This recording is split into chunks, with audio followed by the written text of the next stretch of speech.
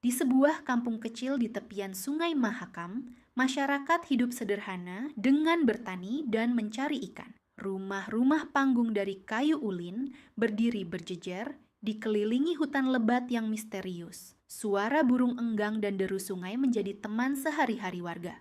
Kehidupan berjalan damai, meski sesekali muncul cerita-cerita aneh dari hutan. Cerita itu kerap dianggap hanya dongeng pengantar tidur oleh para orang tua.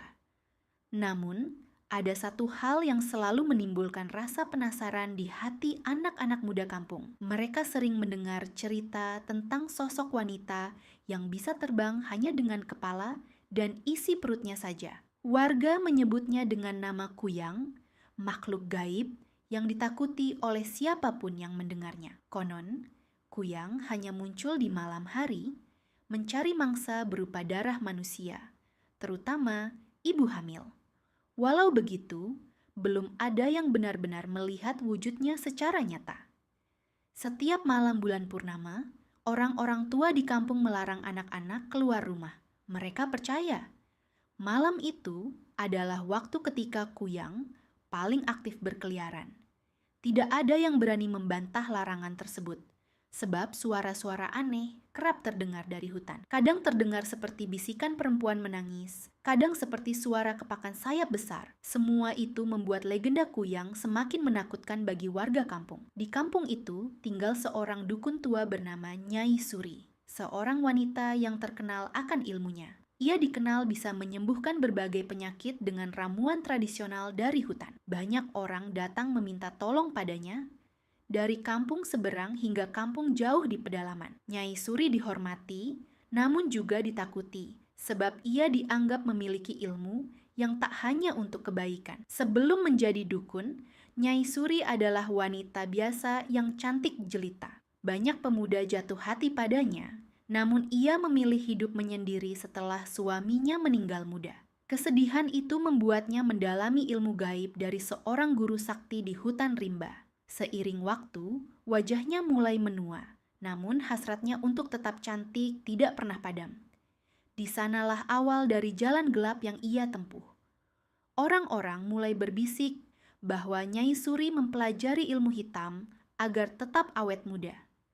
Ada yang mengatakan ia rela melakukan perjanjian dengan roh jahat demi mendapatkan kecantikan abadi. Seiring rumor itu menyebar, banyak yang mulai takut untuk menyinggung namanya. Walau begitu, warga tetap datang padanya saat membutuhkan, sebab ilmu pengobatannya memang nyata dan sering berhasil menyembuhkan. Namun, mereka tidak tahu bahwa di balik itu semua ada rahasia kelam. Nyai Suri sangat terobsesi dengan kecantikan. Ia tidak rela kulitnya keriput, tidak rela wajahnya menua seperti wanita lain seusianya. Ia lalu memohon pada gurunya di hutan agar diberi ilmu pengasihan abadi. Sang guru memperingatkan bahwa ilmu itu berbahaya sebab membutuhkan tumbal darah manusia. Namun, Nyai Suri tetap bersikeras. Ia rela melakukan apa saja demi mendapatkan wajah cantik yang tak lekang oleh waktu. Akhirnya, ia diajarkan sebuah ritual rahasia. Ritual itu membuat tubuhnya mampu berubah. Kepalanya bisa terpisah dari badan, terbang di malam hari dengan organ tubuh yang menjuntai.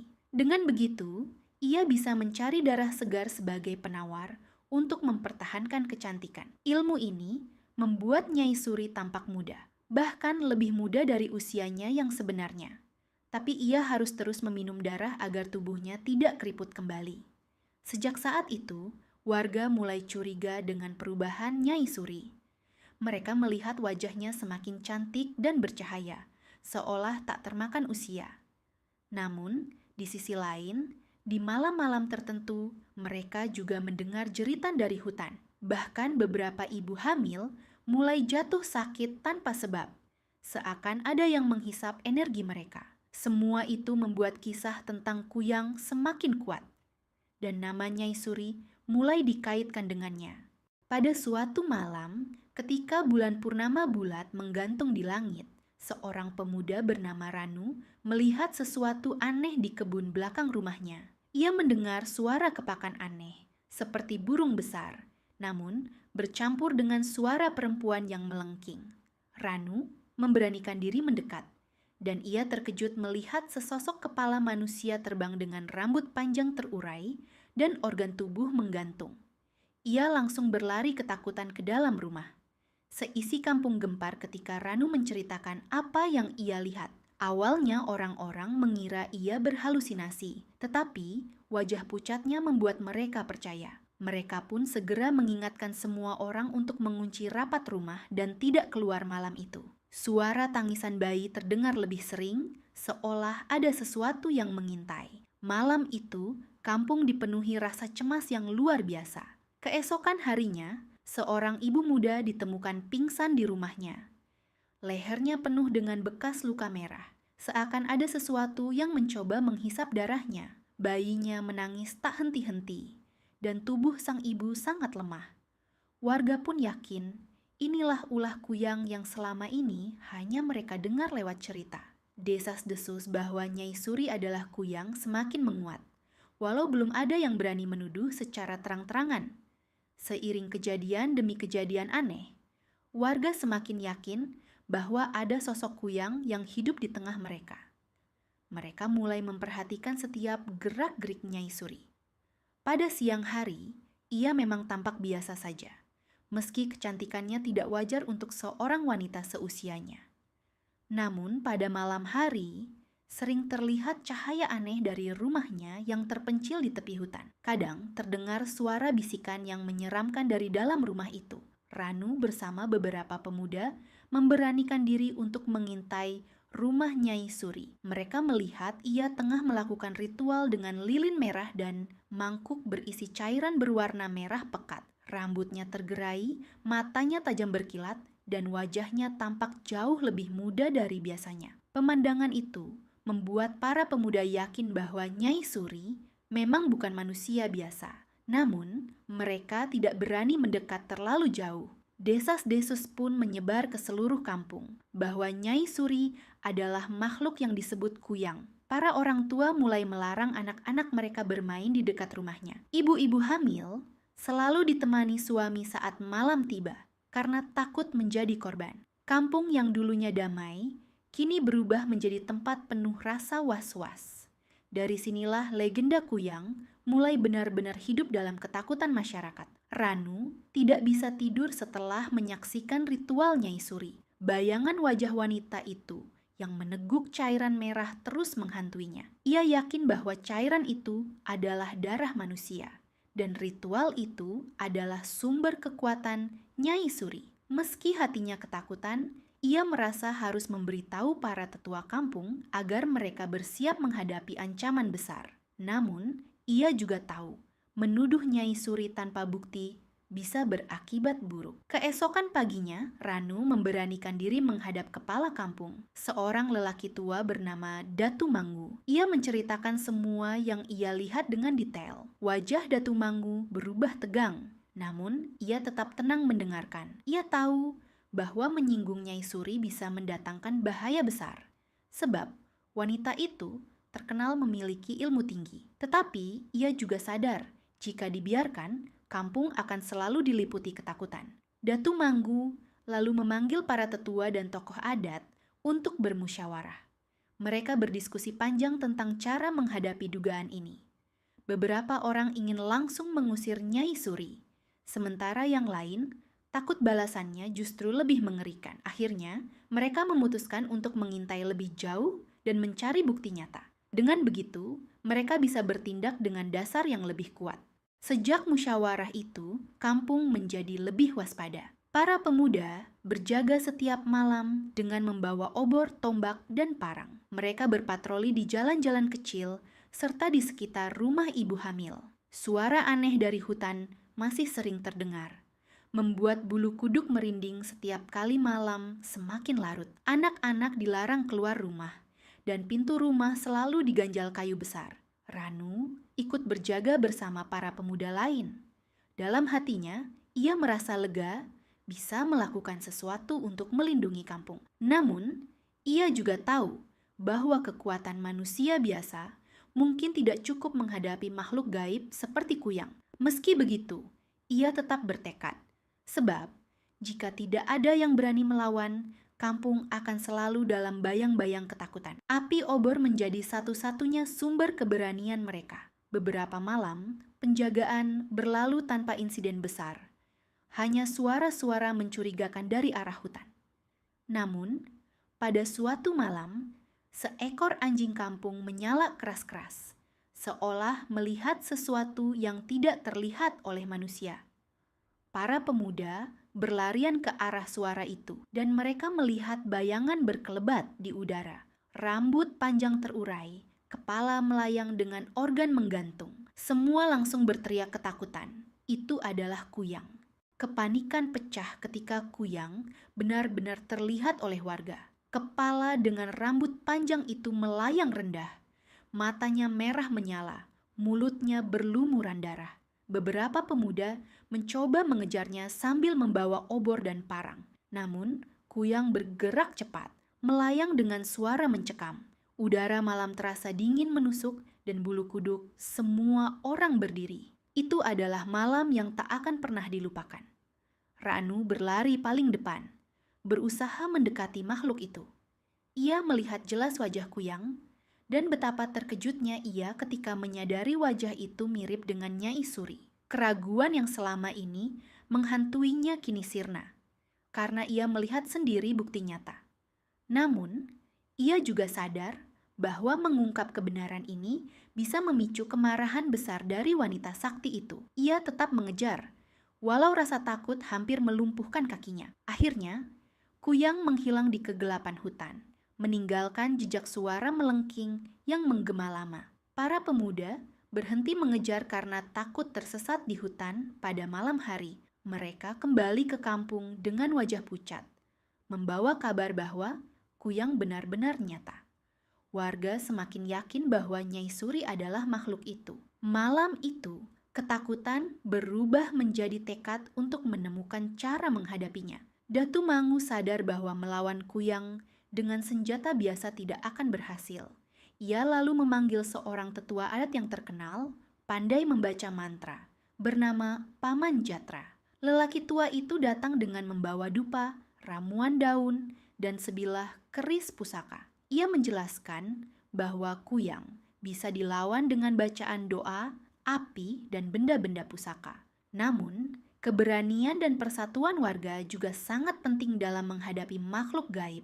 Paman Jatra lalu mengajarkan para pemuda beberapa doa penangkal yang harus dibacakan saat bertemu Kuyang. Ia juga memberikan ramuan khusus untuk ibu hamil agar tubuh mereka terlindungi dari serangan makhluk itu. Ramuan itu berbau menyengat, namun dipercaya mampu mengusir roh jahat yang mendekat. Para suami pun diminta selalu berjaga di samping istri mereka, terutama ketika malam bulan purnama tiba. Warga kampung merasa sedikit lebih tenang setelah mendapatkan ilmu penangkal itu. Namun, mereka juga tahu, ini bukanlah akhir dari penderitaan mereka. Kuyang bukan makhluk sembarangan, ia cerdas dan berbahaya. Selama Nyai Suri masih hidup, ancaman itu tidak akan pernah benar-benar hilang. Datu Mangu lalu merencanakan langkah berikutnya, mengintai Nyai Suri untuk menemukan wujud tubuhnya ketika kepala itu terbang meninggalkan badan. Malam berikutnya, beberapa pemuda diam-diam mengintai rumah Nyai Suri. Mereka bersembunyi di semak-semak, menunggu hingga tengah malam. Dari celah jendela, mereka melihat cahaya merah dari lilin yang menyala di dalam rumah. Suara bisikan aneh terdengar, seolah berasal dari dunia lain. Jantung mereka berdebar kencang, rasa takut bercampur penasaran membuat mereka menahan napas. Tiba-tiba, mereka melihat sesuatu yang mengejutkan. Kepala Nyai Suri perlahan terlepas dari tubuhnya, melayang keluar jendela dengan organ tubuh menggantung. Sementara tubuhnya yang tanpa kepala tetap duduk diam di dalam rumah, tak bergerak sedikit pun. Pemandangan itu membuat para pemuda bergidik ngeri, namun juga memberikan bukti nyata yang selama ini mereka cari. Wujud asli Kuyang akhirnya terbongkar. Tanpa kepala, tubuh Nyai Suri terlihat lemah, rapuh, dan tidak berdaya. Paman Jatra yang ikut mengintai berbisik bahwa inilah kesempatan untuk melemahkan kuyang. Jika tubuh itu dirusak atau ditaburi ramuan khusus, maka kepala yang terbang tidak akan bisa kembali. Namun, mereka juga harus berhati-hati, sebab jika gagal, Nyai Suri bisa murka dan membalas dengan kekuatan yang lebih mengerikan. Para pemuda yang mengintai rumah Nyai Suri merasa bimbang. Mereka melihat tubuh tanpa kepala itu terbaring kaku, tetapi ketakutan membuat langkah mereka tertahan. Ranu menggenggam parang dengan keringat dingin menetes di dahinya. Paman Jatra berbisik agar mereka tetap tenang, sebab satu langkah salah bisa membawa petaka. Suasana malam itu begitu mencekam, hanya suara jangkrik terdengar. Akhirnya, Paman Jatra mengeluarkan ramuan bubuk hitam yang ia bawa dalam kantung kecil. Ia menaburkannya di sekitar rumah Nyai Suri sambil membaca mantra kuno. Aroma menyengat menyebar, membuat beberapa pemuda hampir muntah. Setelah itu, ia memberi isyarat agar semua menunggu, jangan langsung masuk. Ranu hanya bisa menggertakkan giginya, menahan keinginan untuk menghancurkan tubuh itu saat itu juga. Namun, tiba-tiba tubuh Nyai Suri yang tanpa kepala bergerak sedikit. Jari-jarinya bergetar seolah menyadari ada yang mencoba mengusiknya. Para pemuda langsung gemetar. Sebagian ingin kabur, tetapi Paman Jatra menahan mereka. Jika kita lari sekarang, ia akan tahu kita yang datang, katanya lirih. Malam itu menjadi ujian besar bagi keberanian mereka. Sementara itu, di langit kampung, kepala kuyang melayang mencari mangsa. Rambutnya panjang terurai, matanya merah menyala mencari rumah dengan ibu hamil di dalamnya. Ia mengendus bau darah dengan suara mendengus menyeramkan. Beberapa anjing menggonggong keras. Tanda bahaya sedang mengintai. Suara tangisan bayi terdengar, membuat kuyang semakin haus darah. Namun, saat ia mendekati salah satu rumah, tiba-tiba tubuhnya bergetar. Ia merasakan sesuatu yang aneh. Seolah tubuhnya di rumah sedang diganggu. Dengan suara melengking, kuyang menjerit marah, lalu berbalik arah menuju hutan. Warga yang mendengar jeritan itu langsung menutup pintu rapat-rapat. Malam terasa panjang dan penuh ketegangan. Ranu dan para pemuda yang masih mengintai merasakan getaran di tanah. Mereka tahu, kepala itu sedang kembali. Tubuh Nyai Suri semakin bergetar keras, seolah menunggu kembalinya kepala. Paman Jatra segera mengeluarkan keris pusaka, bersiap menghadapi apa yang mungkin terjadi. Inilah saat paling berbahaya yang selama ini mereka tunggu. Kepala Nyai Suri kembali dengan suara melengking, langsung menuju rumahnya. Ranu dan pemuda lain mundur beberapa langkah. Jantung mereka hampir pecah karena takut. Namun, Paman Jatra tetap berdiri tegak dengan keris pusaka di tangannya. Ketika kepala itu mencoba masuk ke tubuhnya, Paman Jatra melempar segenggam garam bercampur ramuan. Seketika, kepala itu menjerit kesakitan, mengeluarkan asap hitam.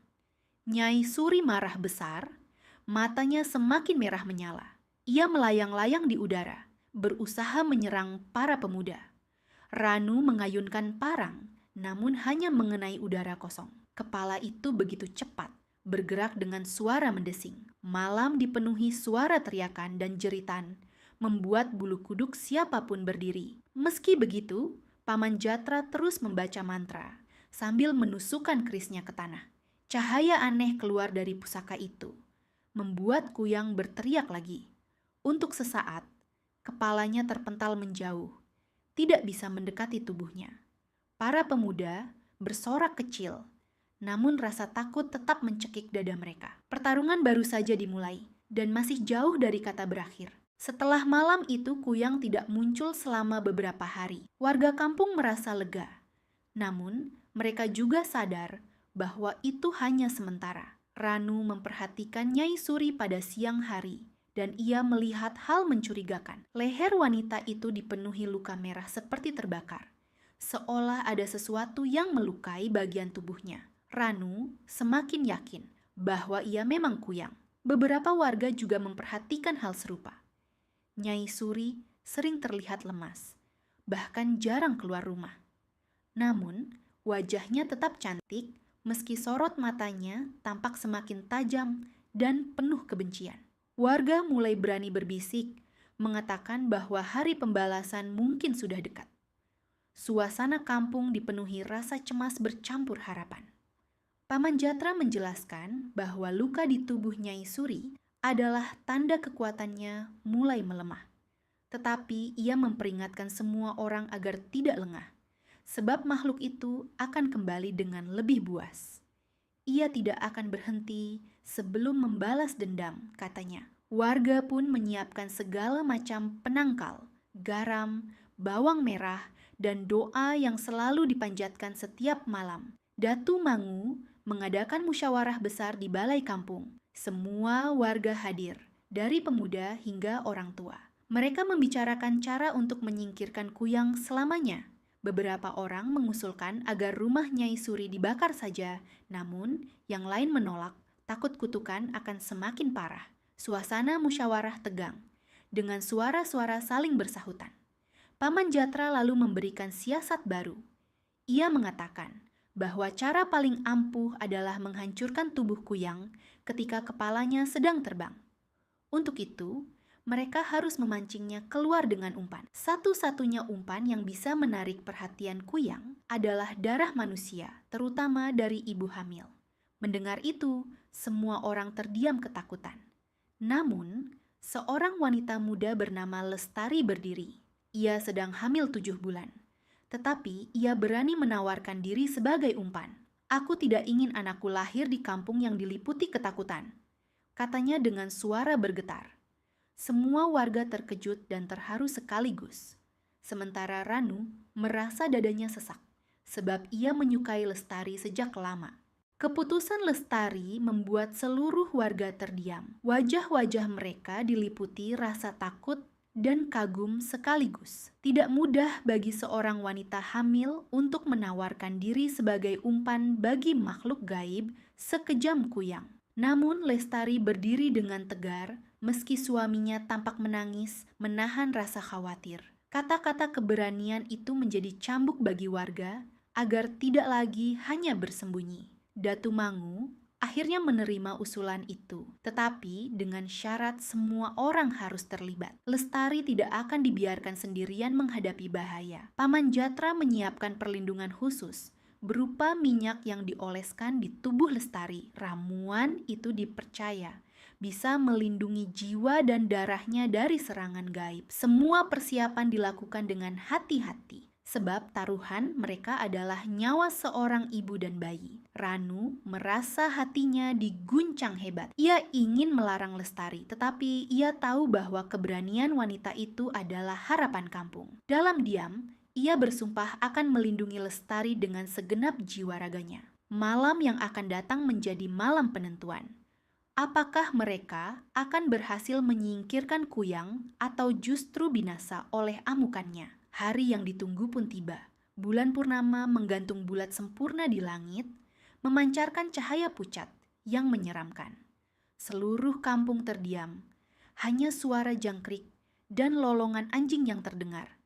Lestari duduk di dalam rumah kecil di tepi kampung, dikelilingi pemuda yang berjaga dengan obor dan parang. Di kejauhan, Paman Jatra menyiapkan mantra dan keris pusaka. Ranu berada paling dekat dengan Lestari, matanya waspada menatap keluar jendela. Jantungnya berdegup keras, setiap detik terasa panjang. Tiba-tiba, angin dingin berhembus, membawa aroma anyir yang menusuk hidung. Semua orang menegang, tahu bahwa makhluk itu sudah mendekat.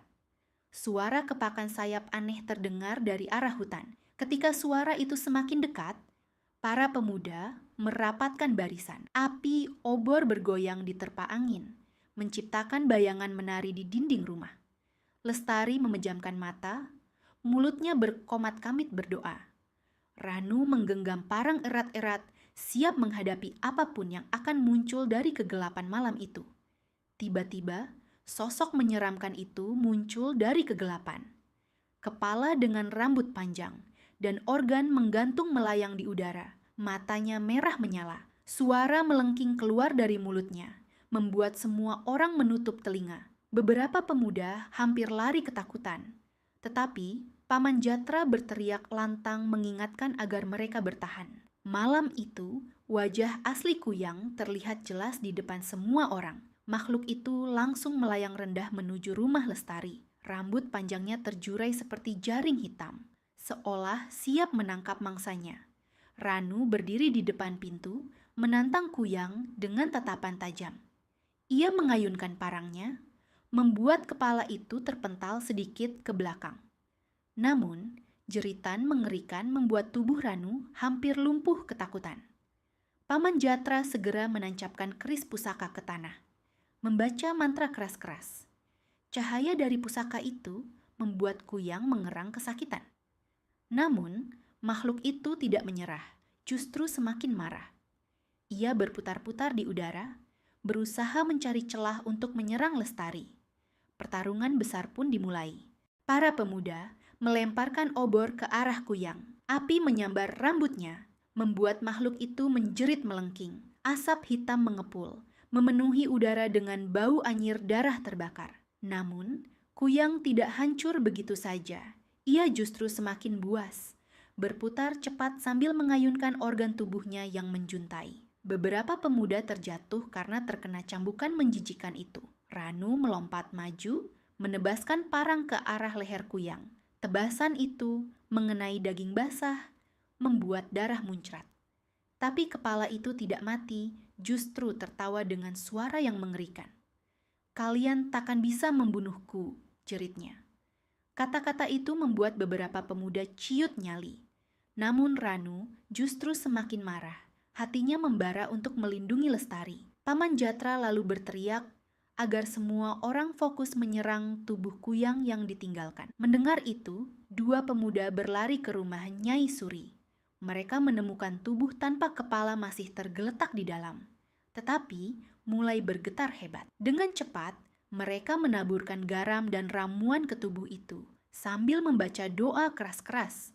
Tubuh Nyai Suri yang tanpa kepala menjerit meski tanpa suara, bergetar keras seperti kesakitan. Api obor dilemparkan ke arahnya, membuat pakaian dan kulitnya terbakar. Bau daging hangus menyebar, membuat semua orang mual. Kuyang yang sedang bertarung di udara, tiba-tiba berteriak melengking lebih keras. Ia berputar-putar dengan liar, seolah merasakan siksaan pada tubuhnya. Ranu memanfaatkan momen itu, menebas lagi dengan sekuat tenaga. Tebasan parang mengenai bagian wajah, membuat kepala itu terbelah sebagian. Darah hitam menyembur keluar, menetes ke tanah dengan suara mendesis. Kuyang meraung kesakitan, tetapi tubuhnya mulai kehilangan tenaga.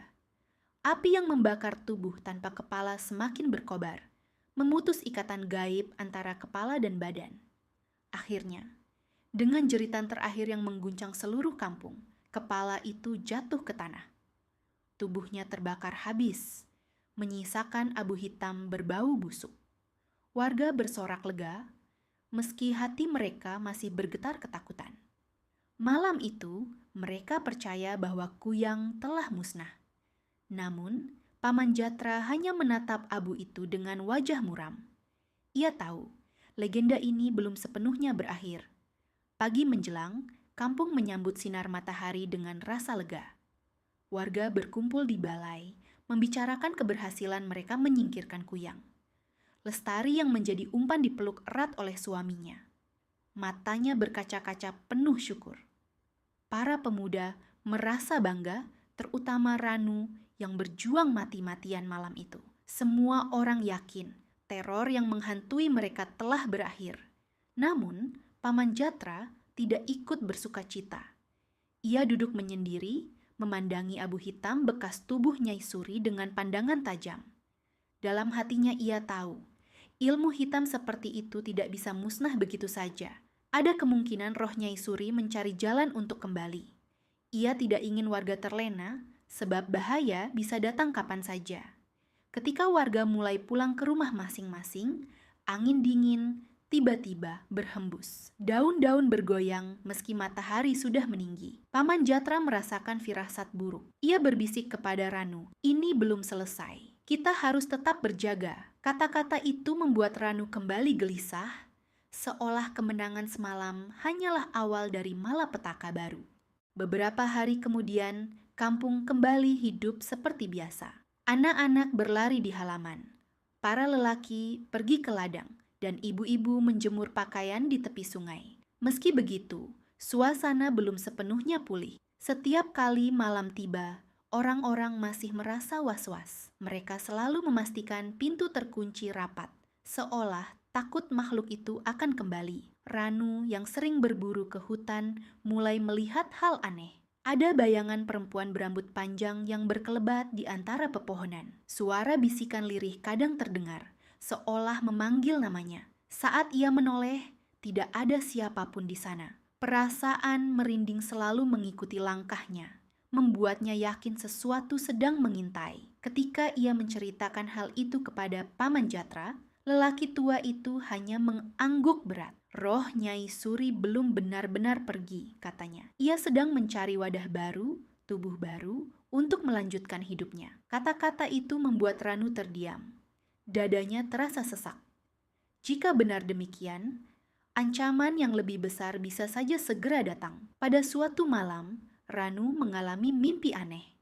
Ia melihat dirinya berdiri di tepi sungai, ditemani bayangan seorang wanita cantik. Wanita itu tersenyum padanya. Wajahnya begitu indah, namun matanya merah menyala. Tiba-tiba, wajah itu berubah menjadi kepala kuyang yang menjerit, membuat Ranu terbangun dengan keringat bercucuran. Jantungnya berdegup kencang, tubuhnya gemetar. Mimpi itu datang berulang kali, seakan menghantui setiap tidur Ranu. Ia merasa seolah Nyai Suri mencoba berbicara padanya melalui mimpi. Dalam satu mimpi, ia bahkan mendengar suara lirih berkata, "Aku belum selesai denganmu." Kata-kata itu membuatnya semakin yakin bahwa roh kuyang masih bergentayangan. Ranu mulai jarang tidur nyenyak. Matanya cekung, tubuhnya lemah, tetapi tekadnya tidak goyah. Ia mendatangi Paman Jatra untuk meminta petunjuk. Sang tetua lalu memberinya jimat kecil dari akar hutan yang diikat dengan benang merah. Ini akan melindungimu dari gangguan mimpi.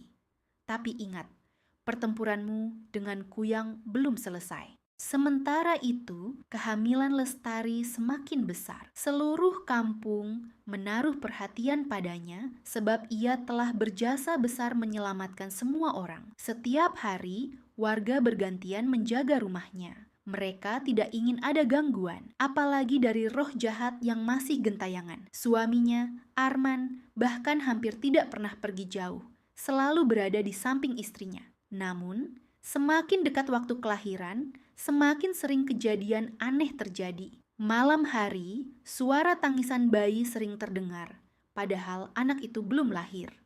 Suara langkah kaki wanita juga terdengar di sekitar rumah.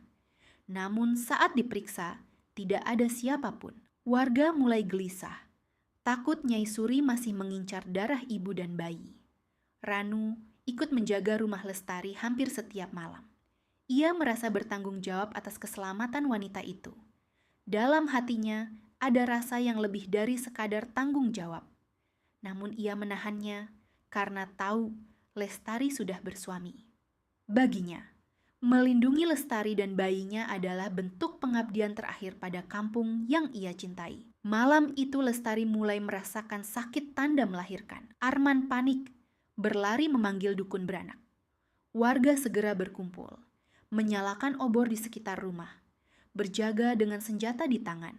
Suasana tegang, antara bahagia menyambut kelahiran dan takut akan gangguan roh jahat. Teriakan Lestari terdengar, bercampur dengan doa-doa yang dipanjatkan warga. Saat proses melahirkan berlangsung, angin kencang tiba-tiba berhembus. Suara melengking menggema dari arah hutan, membuat semua orang merinding. Anjing-anjing menggonggong keras, menandakan sesuatu sedang mendekat. Warga semakin waspada, mengelilingi rumah dengan api obor. Ranu berdiri paling depan, matanya menyapu kegelapan. Akhirnya, tangisan bayi terdengar. Semua orang bersorak lega, namun seketika itu juga, suara jeritan mengerikan menggema di langit. Bayangan kepala dengan rambut panjang melayang mendekat, matanya merah menatap rumah Lestari. Kuyang kembali, tepat di malam kelahiran bayi yang selama ini ia incar. Begitu tangisan bayi menggema, Kuyang melayang rendah di atas atap rumah. Rambut panjangnya berkibar, organ dalamnya menjuntai berlumuran darah. Warga berteriak panik, namun Paman Jatra segera memimpin doa keras-keras. Obor-obor dilemparkan ke arah Kuyang, tetapi makhluk itu hanya berputar dengan gerakan cepat, menghindari api. Ranu melompat maju dengan parang di tangan. Ia berdiri di depan pintu, melindungi Lestari dan bayinya. Jantungnya berdetak kencang, namun tekadnya sudah bulat. Arman berlutut di samping Lestari, mencoba menenangkan istrinya yang masih lemah setelah melahirkan. Suasana di dalam rumah bercampur antara tangisan bayi, jeritan Lestari, dan doa warga di luar. Kuyang menjerit keras, lalu menukik turun. Rambutnya melayang ke depan, mencoba menyusup masuk lewat celah jendela. Beberapa warga segera menutupnya rapat, namun kekuatan gaib membuat kayu bergetar. Malam itu berubah menjadi pertempuran hidup dan mati. Ranu merasakan jimat pemberian Paman Jatra bergetar di dadanya. Jimat itu memancarkan panas seolah bereaksi terhadap kehadiran Kuyang. Dengan suara lantang, Ranu membaca doa yang diajarkan, lalu mengayunkan parang. Tebasannya mengenai rambut Kuyang, membuat makhluk itu menjerit melengking. Rambut panjangnya terpotong, jatuh ke tanah seperti ular hitam yang menggeliat. Namun, Kuyang tidak mundur. Ia justru semakin marah. Matanya memancarkan sinar merah. Darah itu milikku, jeritnya, membuat semua orang terdiam ketakutan. Bayi Lestari menangis lebih keras, seolah merasakan ancaman. Paman Jatra segera mengangkat keris pusaka, menancapkannya ke tanah. Api biru menyala, membuat lingkaran perlindungan di sekitar rumah. Kuyang berputar-putar di udara, terhalang oleh cahaya itu. Wajahnya penuh amarah, lidahnya menjulur panjang meneteskan darah hitam. Pertempuran belum selesai, tetapi untuk sementara keluarga Lestari aman di dalam lingkaran pusaka. Di tengah kekacauan itu, Paman Jatra mengungkapkan sesuatu yang mengejutkan. Ia berkata bahwa bayi Lestari memiliki aura yang sangat kuat, bahkan sejak dalam kandungan. Itulah sebabnya Kuyang begitu terobsesi mendapatkannya. Bayi ini akan menjadi penerus penjaga kampung, katanya. Tetapi hanya jika kita mampu melindunginya malam ini. Warga saling pandang dengan wajah pucat. Mereka tidak pernah membayangkan kelahiran bayi bisa membawa pertarungan sebesar ini. Arman menggenggam tangan istrinya erat-erat, berusaha menenangkan meski hatinya gemetar. Lestari yang masih lemah berbisik, "Lindungi anakku, apapun yang terjadi." Kata-kata itu membuat Ranu semakin bertekad. Kuyang mendengus marah, terbang semakin rendah. Ia tahu sewaktu tidak berpihak padanya. Jika bayi itu tumbuh besar, kekuatannya akan menjadi penghalang. Maka, malam itu ia harus berhasil. Dengan suara melengking, ia menukik lagi, berusaha menembus lingkaran cahaya pusaka. Ranu menahan serangan itu dengan seluruh kekuatannya. Jimat di dadanya bersinar terang, membuat tubuhnya seakan dilindungi energi gaib. Ia menebas berkali-kali, sementara warga lain melemparkan garam dan bawang merah ke udara. Kuyang meraung, tubuhnya terhuyung-huyung terkena serangan. Namun, ia tetap melawan dengan ganas, menabrakkan diri ke penghalang pusaka. Paman Jatra membaca mantra semakin keras. Keringat membasahi wajah tuanya. Lingkaran api biru bergetar, seolah hampir pecah. Jika itu terjadi, rumah Lestari akan terbuka bagi Kuyang. Warga semakin panik, namun mereka tetap bertahan, sebab menyerah berarti kematian. Suasana mencekam, setiap detik terasa seperti jam. Tiba-tiba, Ranu merasakan sesuatu memasuki pikirannya. Suara lirih wanita berbisik, "Jika kau menyerahkan bayi itu padaku, aku akan memberimu kekuatan abadi." Bisikan itu membuat kepalanya pening, hampir tergoda. Namun, ia segera menggigit lidahnya, menyadari itu hanyalah tipu daya. Dengan teriakan keras, ia menebas lagi, menolak godaan jahat itu. Pertarungan mencapai puncaknya ketika Kuyang berhasil menembus sebagian lingkaran pusaka. Rambutnya melayang hingga hampir menyentuh Lestari dan bayinya. Semua orang berteriak panik. Namun, pada detik terakhir, Ranu melompat maju, menancapkan parang tepat ke wajah Kuyang. Jeritan melengking, mengguncang seluruh kampung, membuat telinga semua orang berdarah. Cahaya jimat di dada Ranu menyatu dengan cahaya keris Paman Jatra. Api biru menyambar kepala Kuyang, membakar rambut dan organ yang menjuntai. Bau daging hangus kembali memenuhi udara. Kuyang berputar-putar kesakitan, lalu tubuhnya meledak menjadi asap hitam. Jeritan terakhirnya menggema, lalu hilang di telan malam. Sunyi. Hanya tangisan bayi Lestari yang terdengar, seolah menjadi tanda kemenangan. Ranu terjatuh lemas. Tubuhnya penuh luka, namun ia masih hidup. Warga bersorak, meski hati mereka masih dicekam rasa takut. Paman Jatra menunduk, mengumpulkan abu hitam itu ke dalam kendi. Kini, ia benar-benar musnah, katanya. Tetapi dalam hatinya, ia tahu ilmu hitam Kuyang akan selalu meninggalkan jejak di bumi ini. Beberapa hari setelah pertempuran itu, kampung kembali tenang. Warga mulai bekerja di ladang, anak-anak berlarian, dan suara tawa terdengar lagi. Namun, di balik ketenangan itu, masih ada rasa was-was. Mereka sering memandang ke langit malam, seolah takut bayangan Kuyang akan muncul kembali. Ranu yang masih dalam pemulihan sering duduk di tepi sungai. Luka-lukanya perlahan sembuh, tapi dalam hati ia merasa ada sesuatu yang hilang. Pertarungan itu telah menguras jiwanya, membuatnya lebih dewasa dan sadar bahwa hidupnya tak akan pernah sama. Ia kini dianggap pahlawan kampung, meski ia tak pernah merasa demikian. Paman Jatra sering memperingatkan warga agar tidak lengah. Kuyang memang sudah musnah, tapi ilmu hitam tidak pernah benar-benar hilang, katanya. Kalimat itu terus terngiang di telinga Ranu, membuatnya gelisah setiap kali malam tiba. Bayi Lestari tumbuh sehat, meski lahir dalam keadaan penuh darah dan teror. Warga kampung percaya bahwa ia membawa berkah. Setiap kali bayi itu tertawa, suasana rumah seakan menjadi terang dan hangat. Paman Jatra bahkan berkata bahwa bayi itu kelak akan menjadi penjaga kampung dari kegelapan. Lestari merawat anaknya dengan penuh kasih, meski tubuhnya masih lemah.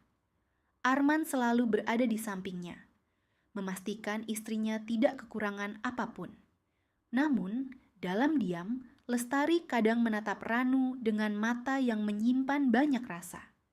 Ranu sendiri selalu menjaga jarak, karena tahu batas yang tidak boleh dilanggar. Meski begitu, bayi itu tampak selalu tenang bila berada di pelukan Ranu, seakan ada ikatan gaib yang menghubungkan mereka. Hal ini membuat beberapa warga berbisik, menduga ada takdir besar yang menunggu di masa depan.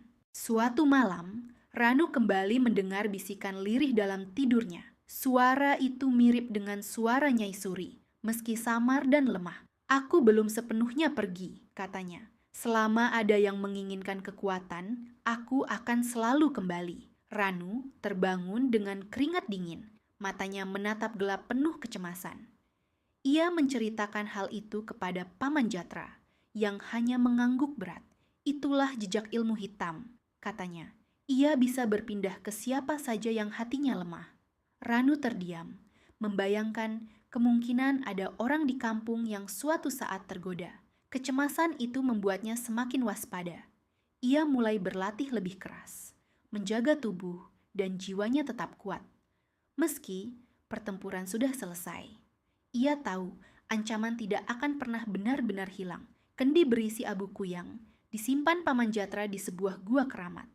Ia percaya abu itu tidak boleh dibuang sembarangan karena bisa menimbulkan malapetaka.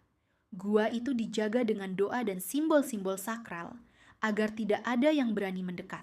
Namun, rasa penasaran tetap ada di hati sebagian warga muda. Ranu pernah ikut Paman Jatra ke gua itu.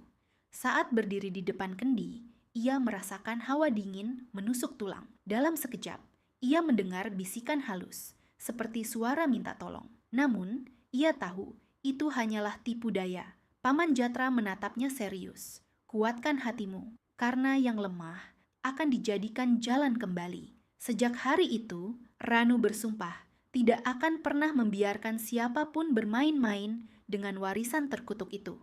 Ia tahu, Satu kesalahan kecil bisa menghidupkan kembali mimpi buruk yang telah mereka lawan dengan darah. Waktu terus berjalan, bayi Lestari tumbuh dengan cepat.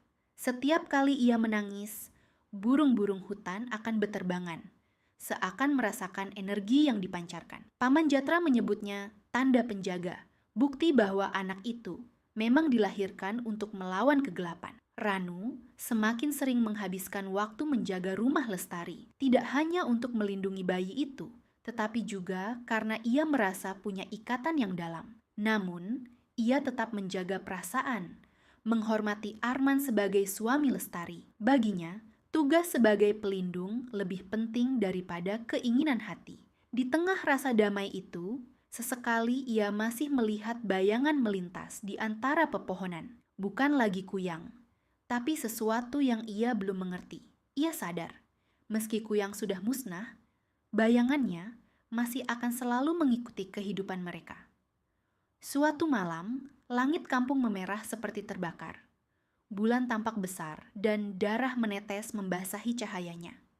Warga keluar rumah, ketakutan melihat fenomena itu. Paman Jatra menghela napas berat, berkata bahwa itu adalah tanda peringatan. Alam memberi pesan bahwa ilmu hitam belum benar-benar padam. Ranu memandang langit dengan hati berdebar. Bayi Lestari yang digendong ibunya menangis tanpa henti, seakan merasakan getaran gaib. Teriakannya menggema ke seluruh kampung, membuat semua orang semakin cemas. Lestari mencoba menenangkan anaknya, namun tangisan itu terus terdengar hingga menjelang fajar. Sejak malam itu, warga semakin rajin berdoa. Mereka yakin, meski kuyang sudah hancur, arwahnya masih berusaha mencari jalan. Ketakutan lama kembali menghantui, menandakan ujian belum sepenuhnya selesai. Beberapa pemuda kampung mulai terpengaruh. Mereka membicarakan tentang kekuatan kuyang yang mampu hidup abadi. Bisikan tentang kekuatan itu beredar dari mulut ke mulut, membuat beberapa hati tergoda. Mereka melihat abu di gua sebagai sumber kekuatan yang bisa dimanfaatkan. Ranu menangkap gelagat itu dan memperingatkan mereka. Namun, sebagian tidak mendengarkan, menganggapnya hanya menakut-nakuti. Ranu marah, tapi ia tahu larangan tanpa pemahaman hanya akan membuat orang semakin penasaran. Ia memutuskan untuk berjaga lebih sering di sekitar gua keramat. Paman Jatra pun menegaskan, siapapun yang menyentuh kendi abu itu akan menerima kutukan. Kata-kata itu menggema di balai desa, membuat sebagian warga gemetar.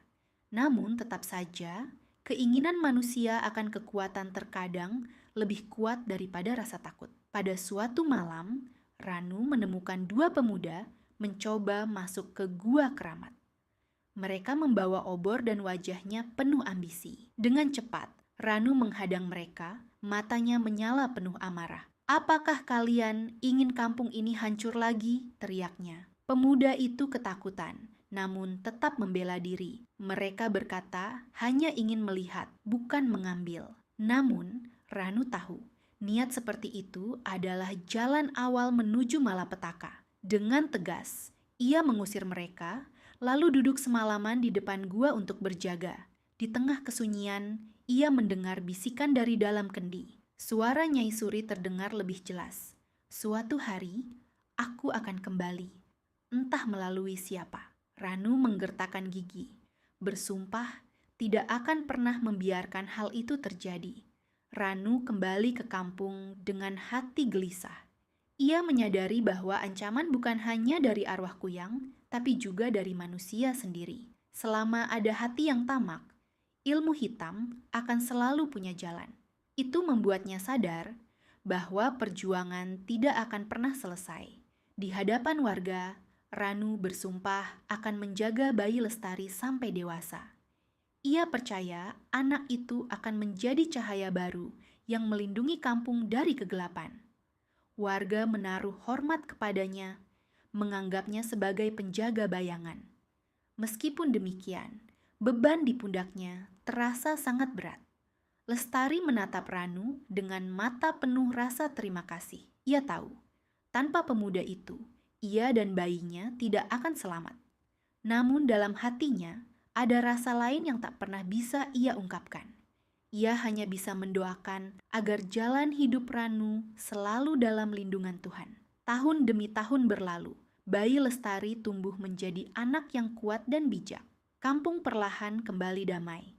Meski bayangan tentang Kuyang masih sering diceritakan dari mulut ke mulut, legenda itu menjadi pengingat bahwa keserakahan manusia bisa melahirkan kengerian. Ranu tetap hidup sebagai penjaga, meski rambutnya mulai memutih. Ia tidak pernah meninggalkan kampung, selalu menjaga gua keramat tempat Abu Kuyang tersimpan. Dalam hati, ia tahu suatu hari akan tiba saatnya anak Lestari mengambil alih perannya. Itulah takdir yang sudah digariskan. Kuyang mungkin sudah musnah, tetapi kisahnya tidak pernah mati. Ia hidup dalam cerita rakyat, dalam bisikan malam, dan dalam hati manusia yang tergoda pada kekuatan gelap.